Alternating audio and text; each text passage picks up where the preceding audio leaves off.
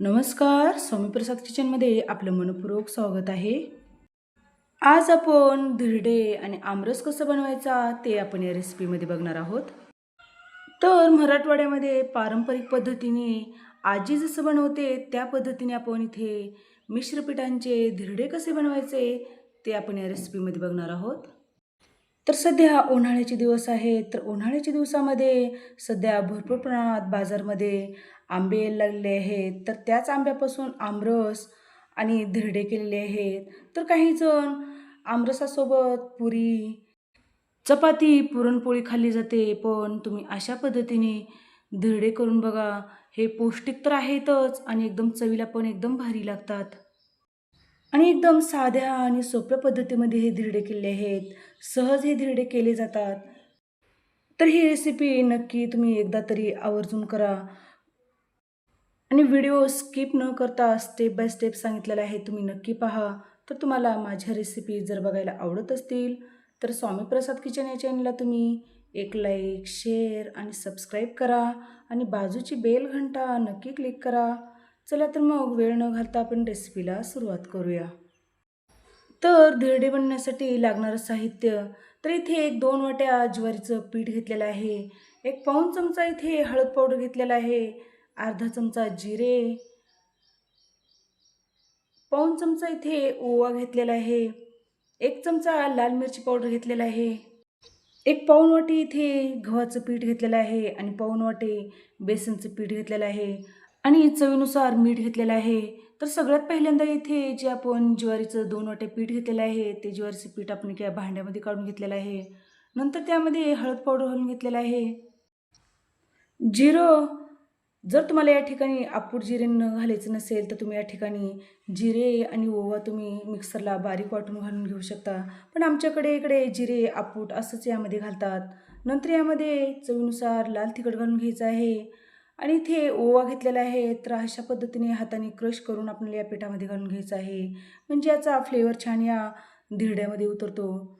नंतर यामध्ये चवीनुसार मीठ घालून घेतलेलं आहे आणि जेवढं आपण ज्वारीचं पीठ घेतलं होतं ना, 2 वाट्या घेतलं होतं, तर त्यासाठी इथे एक पाऊण वाटी इथे गव्हाचं पीठ घालून घेतलेलं आहे आणि पाऊण वाटी इथे बेसनचं पीठ घातलेलं आहे. तर हे सगळेच आपल्याला पिठं आणि आपण जे सुके मसाले घालून घेतलेले आहेत, ते सर्व आपल्याला यामध्ये मिक्स करून घ्यायचं आहे. हे सगळे जिन्नस मिक्स झाल्यानंतर आपल्याला यामध्ये थोडं-थोडं करून पाणी घालून घ्यायचं आहे आणि आपल्याला हे धिरड्याचं पीठ कालवून घ्यायचं आहे. तर यामध्ये पाणी थोडं-थोडं करूनच घालायचं, म्हणजे आपल्या या पिठाच्या गुठळ्या होतात आणि एकदम पटकन या गुठळ्या मोडल्या जात नाहीत, म्हणून आपल्याला यामध्ये थोडं-थोडं करूनच पाणी घालून घ्यायचं आहे. जर तुम्ही एकदाच यामध्ये पाणी जर घालून घेतला, तर यामध्ये गुठळ्या होतात आणि ते एकदम पटकन या मोडल्या जात नाहीत. म्हणून अशा पद्धतीने थोडं पाणी घालून घ्यायचं आहे आणि आपल्याला चमच्याने हे पीठ मिक्स करून घ्यायचं आहे आणि थोडं-थोडं करून पाणी आपल्याला घालून घ्यायचं आहे आणि याचं पातळ मिश्रण बनवून घ्यायचं आहे.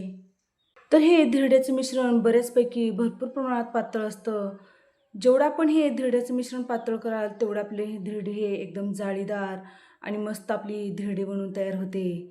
तर इथे एवढ्या पिठासाठी मला 1 ग्लास पाणी लागलेलं आहे. म्हणजे आपलं जेवढं पीठ होतं त्याच्या आपल्याला 3 पटीने आपल्याला यामध्ये पाणी लागलेलं आहे. तर बघू शकता अशा पद्धतीने आपण हे पाणी घालून हे पीठ छान मिक्स करून घेतलेलं आहे.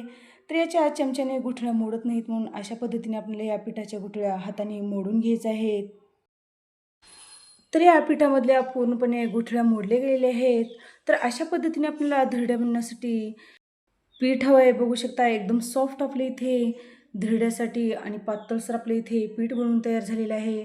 तर यामध्ये आपल्याला एक 10 ते 12 लसणीच्या पाकळ्या जाडसर यामध्ये कुटून घालायच्या आहेत. यामध्ये ठेचून घेतलेलं लसूण घालून घेतल्यामुळे आपल्या धिरड्याला चव एकदम भारी येते, म्हणून अशा पद्धतीने तुम्ही यामध्ये जाडसर लसूण कुटून घालून घेऊ शकता. हे लसूणचं पेस्ट घालून आपल्याला छान मिक्स करून घ्यायचं आहे.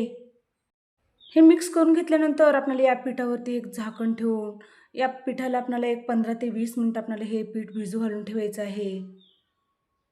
हे पीठ भिजेपर्यंत आपल्याला इकडे आमरस करून घ्यायचा आहे. तर त्यासाठी मी इथे 2 पिकलेले आंबे घेतलेले आहेत. तर या आंब्यामध्ये आपल्याला भरपूर प्रमाणामध्ये पाणी घालून घ्यायचं आहे आणि आपल्याला हे आंबे छान चोळून अशा पद्धतीने स्वच्छ करून घ्यायचे आहेत किंवा धुवून घ्यायचे आहेत. कारण यावरचं चीक, धूळ सर्व काही असतं ना, ते सर्व काही निघून जातं म्हणून आपल्याला हे आंबे स्वच्छ धुवून घ्यायचे आहेत. तर बघू शकता आपण इथे मस्त आंबे स्वच्छ धुवून घेतलेले आहेत. तर या आंब्याचा आपल्याला गर काढून घ्यायचा आहे किंवा रस काढून घ्यायचा आहे. तर बघू शकता अशा पद्धतीने आपण एक आंबा घेतलेला आहे आणि मधोमध अशा पद्धतीने चिरून घेतल्यामुळे यामधला पटकन गरही निघतो किंवा यामधला रस निघतो म्हणून सुरीने चिरा देऊन आपल्याला यामधला गर काढून घ्यायचा आहे. तर तुम्हाला या ठिकाणी ज्या पद्धतीने तुम्हाला या आंब्यामधला गर काढून घ्यायचा असेल त्या पद्धतीने तुम्ही हे आंब्यामधला गर काढून घेऊ शकता. तर बघू शकता आपण इथे 2 आंबे घेतलेले होते. त्या 2 आंब्यामधला आपण छान गर काढून घेतलेला आहे. तर हा गर आपल्याला एक मिक्सरचं भांडं घ्यायचं आहे आणि हा आंब्याचा गर आपल्याला त्या मिक्सरच्या भांड्यामध्ये घालून घ्यायचा आहे. तर इथे मी हे रस करत असताना अजिबात साखरेचा वापर केलेला नाही. कारण माझे आंबे भरपूर प्रमाणात गोड होते म्हणून मी इथे अजिबात साखरेचा वापर केलेला नाही. जर तुमचा आंबा जर गोड नसेल तर तुम्ही या ठिकाणी मिक्सरमधून काढत असतानाच यामध्ये साखर घालून मिक्सरला फिरवून घेऊ शकता. तर इथे हे मिक्सरला छान हे रस फिरवून घेतलेला आहे. तर बघू शकता आपल्या इथे एकदम स्मूथ आणि मस्त घट्टसर आपल्या इथे आमरस बनवून तयार झालेला आहे. तर या स्टेजला इथे आपल्याला यामध्ये चवीनुसार मीठ घालून घ्यायचं आहे. जर तुम्हाला या ठिकाणी घालायचं नसेल तर तुम्ही मिक्सरला काढत असतानाच त्यामध्ये तुम्ही मीठ घालून घेऊ शकता. मीठ घालून या रसामध्ये छान मिक्स करून घ्यायचं आहे. मिक्स करून घेतल्यानंतर आपल्याला यावरती झाकण ठेवून आपल्याला हे रस थंड होण्यासाठी फ्रीजमध्ये ठेवायचं आहे. तर हे थंड झाल्यानंतर धिरडीसोबत रस अप्रतिम लागते म्हणून आपल्याला हे रस फ्रीजमध्ये ठेवून द्यायचं आहे. तर हे रस फ्रीजमध्ये ठेवल्यानंतर इकडे आपलं धिरड्याचं पीठ पण छान भिजलं गेलेलं आहे. तर यावरचं झाकण काढून बघूया तर मस्त आपलं इथे धिरड्याचं पीठ छान भिजलं गेलेलं आहे. तर हे धिरडं करण्यासाठी आपलं एकदम परफेक्ट आपलं इथे पीठ छान भिजलं गेलेलं आहे. तर धिरडं करण्यासाठी आपलं छान पीठ तर भिजलं गेलेलं आहे. तर जो आपण तवा ठेवतो ना धिरड्याला, त्यासाठी आपल्याला तेल लावण्यासाठी अशा पद्धतीने एक कांदा घेतात आणि कांदा मधून कट करून घेतात आणि त्यावरची सालं काढून या कांद्यानेच आपल्याला त्या तव्याला तेल लावून घ्यायचं आहे. तर बघू शकता अशा पद्धतीने आपल्याला मधून कांदा कट करून छान तव्याला लावण्यासाठी असा कांदा तयार करून घेतात. तर इकडे गॅसवर तवा ठेवलेला आहे आणि आपला तवा एकदम छान आपला कडकडीत गरम झालेला आहे. तर या कांद्याने आपल्याला त्या तव्याला तेल लावून घ्यायचं आहे. धिरडं करत असताना आपल्याला तवा चांगला कडकडीत गरम हवा. जर थोडासा गार तवा असेल तर या ठिकाणी फुल गॅस करूनच आपल्याला तेल लावून घ्यायचं आहे. तर इथे मी पूर्णपणे कडेपर्यंत अशा पद्धतीने तेल लावून घेतलेलं आहे आणि जे धिरडं करायचं मिश्रण आहे ते मिश्रण आपल्याला अशा पद्धतीने छान ढवळून घ्यायचं आहे किंवा अशा पद्धतीने मिक्स करून आपल्याला हे मिश्रण आपल्याला तव्यावरती घालून घ्यायचं आहे. जर तुमच्याकडे अशा पद्धतीने वगराळ नसेल तर तुम्ही एखाद्या वाटीने पण हे मिश्रण या तव्यावरती घालून घेऊ शकता. हे मिश्रण घालून छान आपल्याला पसरवून घ्यायचं आहे. तर बघू शकता अशा पद्धतीने आपण हे धिरड्याचं मिश्रण छान पसरवून घेतलेलं आहे. हे जे धिरडं टाकून घेतलेलं आहे ते टाकून घेतलेल्या दुसऱ्या साईडची आपल्याला थोडीशी वरची बाजू आपल्याला थोडीशी सुकवून घ्यायचं आहे. नंतर यावरती एक ताट झाकून घ्यायचं आहे आणि आपल्याला तर हे मंद गॅसवर आपल्याला 1 ते 2 मिनिटभरासाठी आपल्याला हे ताट झाकून आपल्याला हे पहिली साईड धिरड्याची शेकून घ्यायचं आहे. तर बघू शकता 1-2 मिनिटं झालेली आहेत. तर हे धिरडं छान सुकलं गेलेलं आहे. तर यावरती आपल्याला तेल लावून घ्यायचं आहे आणि आपल्याला हे धिरडं छान पलटवून घ्यायचं आहे. तर हे धिरडे बनवत असताना गावाकडे भरपूर प्रमाणामध्ये लोखंडाच्या तव्यावर किंवा उथळ जो तवा असतो लोखंडाचा त्या तव्यावरती हे धिरडं केलं जातं. तर इथे मी नॉनस्टिकचा तवा घेतलेला आहे आणि छान हे धिरडे घालून घेतलेले आहेत. तर बघू शकता आपली पहिली साईड छान भाजली गेलेली आहे.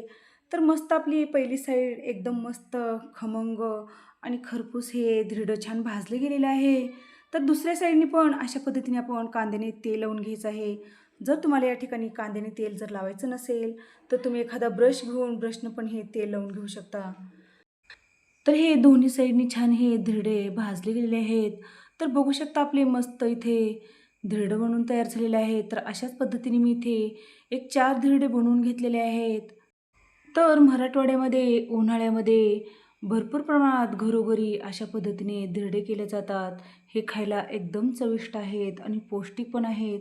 तर बघू शकता आपले इथे मस्त मराठवाडा स्पेशल पारंपरिक पद्धतीने आपले इथे धिरडे बनवून तयार झालेले आहेत आणि त्यासोबत इथे आमरस केलेला आहे. तर नक्की तुम्ही अशा पद्धतीने धिरडे आणि आमरस करून खा. चवीला एकदम भारी लागतात. आणि हे धिरडे करायला एकदम साध्या आणि सोप्या पद्धतीमध्ये केलेले आहे. तर नक्की अशा पद्धतीने धिरडे करून पहा. तर तुम्हाला आजची धिरडेची रेसिपी कशी वाटली? नक्की एक कमेंट्स करा आणि अशाच नवीन-नवीन रेसिपीसाठी तुम्ही माझ्या चॅनलवरती जर नवीन असाल, तर स्वामी प्रसाद किचन या चॅनलला तुम्ही एक लाईक, शेअर आणि सबस्क्राईब करा आणि बाजूची बेल घंटा नक्की क्लिक करा. चला तर मग भेटू अशाच नवीन रेसिपीसोबत. धन्यवाद.